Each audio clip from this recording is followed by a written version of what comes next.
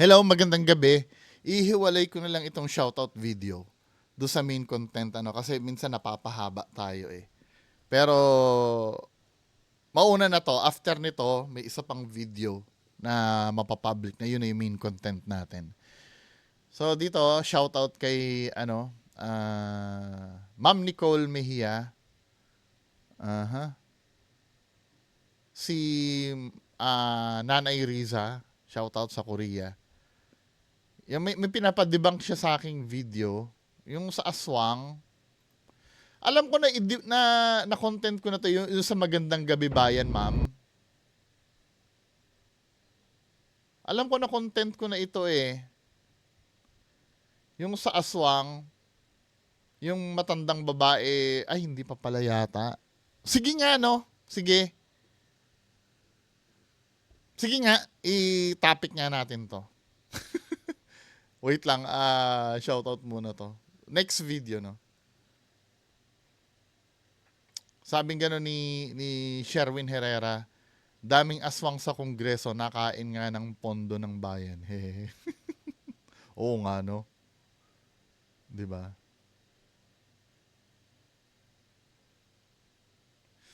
Sabi ni Rain Fukunishi, ano ba ang name nito ni si Ma'am ba to or Sir Rain Fukunishi? Have a great day po. Lagi po ako nanonood. Shout out naman, sir. Shout out Ma'am Rain Fukunishi from Naraken, Japan. From Lorraine Fukunishi. Si Ma'am Lorraine Fukunishi. Kaya pala Rain Fukunishi. Ma'am Lorraine, ma'am nga, Lorraine Fukunishi sa Naraken, Japan. Marami po bang kahoy dyan? Joke lang. Hello, Boss Mando from New Bilibid Prison. Ano po kayo dyan, sir? Sa New Bilibid Prison. Sabi ni Krauskal, yan din ang pagkakaalam ko, panakot sa mga Pilipino. Ay, aswang to, no? Yun nga eh, parang naano ko din yan eh, yung aswang. Hindi na tayo nagbubon sa aswang, pero kasi magandang usapan eh. Panakot lang siya sa mga Pilipino ng Espanyol para hindi magtipon-tipon ang mga Pilipino sa gabi. 'Di ba? Pero yung cannibal pwede ring matawag na aswang kasi same na kumakain ng tao. Pero kung itsura naman, halos same rin naman na kakaiba. Maliban yung kung yung cannibals ay tribo na may pintado sa katawan. Kasi ang cannibalism po ay crime eh. 'Di ba crime ang cannibalism? 'Di ba? Yung sa akin, for me, no, ang pagkakaiba ng aswang kasi, kumakain lang sila ng tao. Ito yung traditional na alam natin sa aswang ha. Kumakain lang sila ng tao dahil nagtatransform sila. Wherein cannibal, talagang kumakain lang talaga sila ng tao sa normal nilang pamumuhay. Hello, Sir December 7, 1993. Nagfo-focus daw sila sa racing gameplays. Oo nga, mas gusto ko nga yung laro na racing, hindi nakaka-stress, ang goal mo lang, magpatakbo. Ito, hello Sir Anywhere TV! Kamusta na Sir Anywhere TV? Sabi niya, ang aswang ay ginamit ng mga Kastila upang ipanakot sa mga Pilipino upang hindi na lumabas sa gabi. At ang isa namang kwento, ang mga manggagamot na tinatawag na babaylan ay tinawag na aswang ng mga Kastila upang layuan sila ng mga Pilipino. At dahil sa hindi makakatolikong paniniwala sa panggagamot, salamat Sir Anywhere TV. Pwede kasi ang pagiging babaylan ay tradisyon yan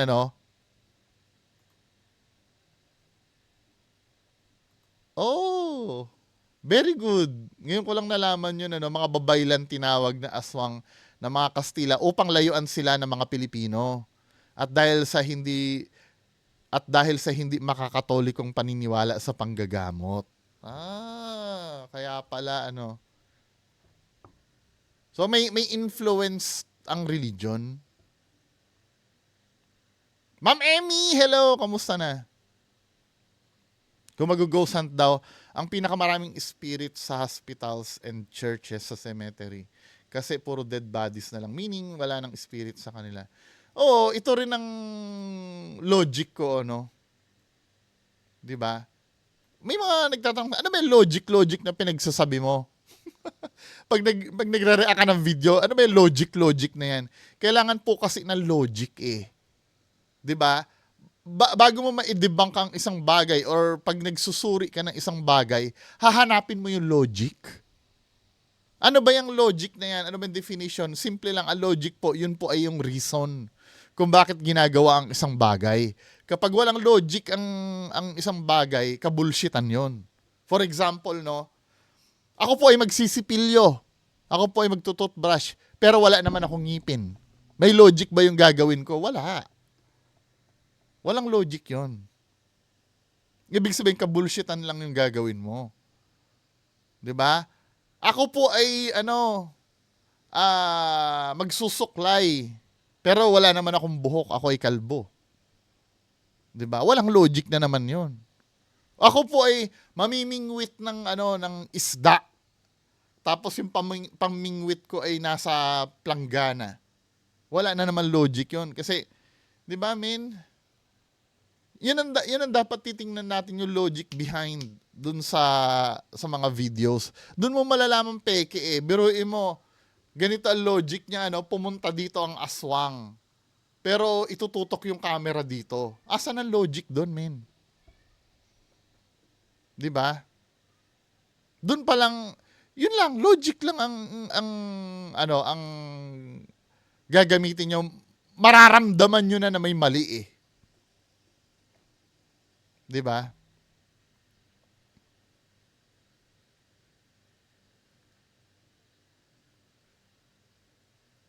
Sabing gano'n ni hello, sir, sabi ni Sir Neil Lester, hello, Merry Christmas daw, Merry Christmas. Sabi ni Turagsoy, buti tinantanan mo din si Donsky, kala ko hanggang tumanda ka, puro na lang siya iko-content. Matagal ko nang tinantanan yan, occasionally na lang. 'Di ba? Matagal ko nang tinantan silang dalawa ni Kuya Red. Occasionally na lang pag may bago ako nakita at may nag-request. 'Di ba? Pag may pero kasi yung mga pinapalabas nila same shit pa rin eh. Nung mga nangyayari, yung nagda-drive tapos bigla may masasalubong, same shit pa rin eh. 'Di ba? Doon pa nga lang dapat medyo nahahalata niyo na yun eh. Hello, Sir Bry. Sabi gano'n, tanong ko lang kung pareho tayo ng paniniwala ng octopus ay isang alien creature at hindi galing or nag-evolve dito sa Earth. Iba kasi ang characteristics nito kumpara sa ibang sea creature. Hindi ko alam, no? Maybe. Iniisip ko nga, kahit nga humans, kahit tayo din, hindi naman dito galing. Parang iniisip ko nga niyan dahil dun sa Book of Creation, 'di ba? Parang kinreate tayo dito sa Earth eh. Hindi naman tayo native dito sa Earth eh. Actually, feeling ko halos lahat nga ng creature hindi naman native dito sa Earth eh, dahil kinreate tayo, 'di ba?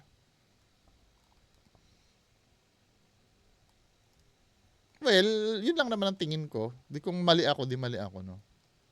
Sabing gano'n ni Goatlink Cycling Channel. Ito yung request ko. Salamat po. Salamat din.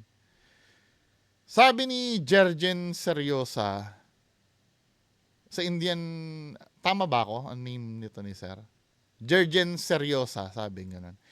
Sa Indian mythology, ang mga vimana na sinasabi nila ay mukhang mga eroplano. Sabi ni Juni Niebla, natutuwa daw siya. Shout out po, Sir Juni Niebla. Hindi Juni Niebla. Jun Niebla. Kasi sa tags nyo, yung iba-iba yung name eh. Hello, Sir GC719. Kamusta po? Kurdapio, hello. Sabing ganon, same sa Manila. Sa Maynila. Kasi sa Maynila, kasi nabulaklak, galing yun Manila.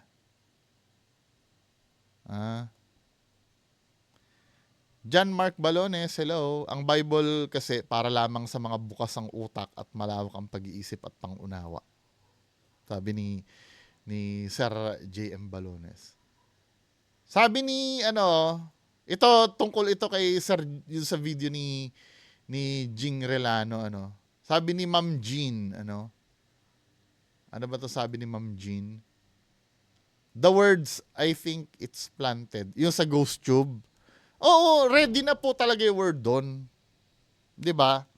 Ready na yung words na ibubuga nun. Nandun na talaga mismo yon. Pag nag-full version ka nga nun, pwede kang mag-upload ng sarili mong word dun sa GhostTube Kaya nga 'di ba do sa minsan sa ni Boss Rino, may lumalabas na kalbo. Tapos mangha yung mga tao na, oy, sinabi ng GhostTube kalbo. Na yon, it's a matter of time na lang kung kailan lalabas yung word na inano mo, na in-upload mo doon.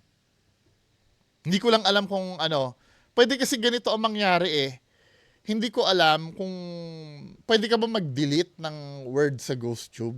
Tingnan nga natin.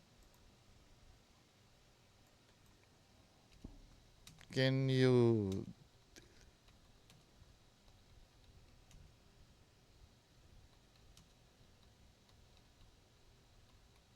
tingnan natin nga.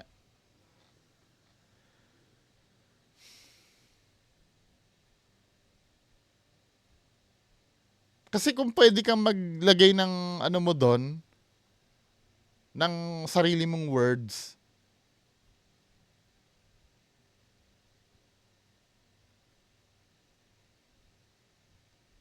kung pwede kang maglagay ng words doon, malamang pwede ka rin mag-delete ng word doon sa GhostTube. Ganito, kung pwede ka mag-delete, pwede mo kasi ang itira mong words na lang doon, yung mga related na lang doon sa lugar na mo. Pandaraya yon kung ganun ang gagawin. I'm not saying na ganun ang ginawa nila Sir Jing Relano, no? Pero kung pwede ka mag-delete at pwede ka mag doon, pandaraya yon. 'Di ba? Yung sa kasi, yung ang sasabi kasi doon sa GhostTube, no? Environmental readings daw. Kaya daw namimili ng words. Kaya lang, ang sa akin kasi, hindi naman kasi ganun kalupit ang sensor ng cellphone. Unlike yung tunay, yung Ovilus, nagme-measure yun ng temperature, accurate reading ng EMF, 'di ba? Ano pa ba yung nami-measure ng Ovilus? Yun kasi ang nilagyan ng ng pattern ng ng kinuna ng pattern ng GhostTube yung Ovilus I don't think kaya questionable sa akin pag software based talaga yung yung gadget. Bagamat meron naman akong ititira na kahit konting, let's say siguro 10% na pwedeng maging totoo yung buga ng GhostTube. Pero for me, yan random kasi yun Pwedeng nagkataon Let's say, katulad nung nangyari dun sa niya, nangyari dun sa sementeryo, sumama ang pakiramdam niya. Then, nagsabi yung GhostTube masama ang pakiramdam. Oo nga naman, nakakabilib nga naman. Pero does it mean ba na paranormal yun? Pwede kasing nagkataon yun 'Di ba? Katulad nga ng example ko always, may mga tumatama nga sa loto pero hindi naman paranormal yun Nagkataon lang na nag-match yung numero na tinayaan mo do sa tumama sa loto. Hindi naman paranormal. Nangyayari talaga yon. Kahit pa sabi mong 1 in a million yon or nangyayari yon. Mabunot ka nga sa raffle ng kotse Hindi naman paranormal yun Nagkataon lang talaga na nakuha yung pangalan mo. O, bungo, nanalo ka ng ng Land Cruiser. 'Di ba? Hindi naman paranormal yun. Nagkakataon talaga yun na nabubunot ang isang bagay sa tamang oras. Nagkakataon. 'Di ba? Kasi kung tutuusin yung mga reply din naman ng GhostTube kasi generic talaga. Kahit yun ay, let's say halimbawa, nandito ako sa tabi mo, sinabi ng GhostTube. Kahit lumipat ka ng location, applicable pa rin yung word na yun Yung mga generic na statement na yon. Ang medyo ano lang ako, doubtful lang ako doon. Pero hindi ko naman sinasabing fake ano. Yung nilalabas kasi sa ghost tube ni Tio B, ni Sir Jing Relano, ay full sentence or phrase. Kadalasan kasi ang nilalabas lang yan, word lang. 'Di ba? Pero who knows, 'di ba? Malay mo naman totoo. Pero sana kahit konti no, magkaroon din tayo ng critical thinking. Sabi ni Sir Briel Jovan Gamyao, hello sir. Watching daw siya, sabi niya. Hello, shoutout Samal Shadow Hunter. Ganito ang gumagana ang motion sensor, sir. Tingnan nga natin 'tong video forward ni Samal Shadow Hunter. Bakit ano?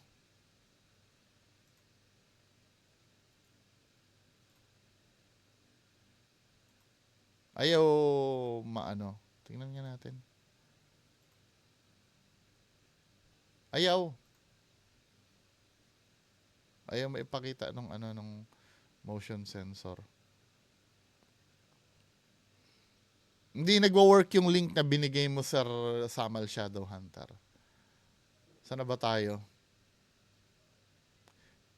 Hello, Ma'am May Malagenya. Hello. Sir El Jaco, hello.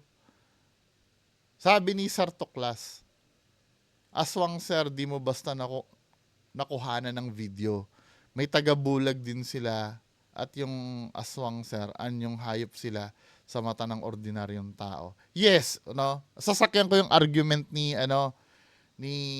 Sir Tuklas. 'Di ba? Hayop din sila. Let's say hindi nakukuhanan ng video, no? Pero yung biktima nila, makukuhanan ng video 'yon. Yung wakwak ang tiyan, 'di ba? Yung kadalasang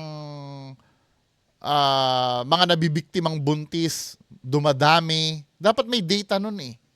Kahit pa sabihin mong hindi nakikita yung aswang, may data dapat nun. Hindi hindi siya basta wala lang, 'di ba?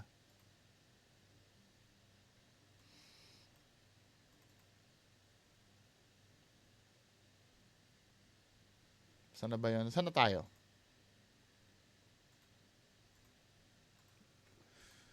Yun lang ba yung So, mga kababayan ko, yun lang yung mga nag-comment kagabi.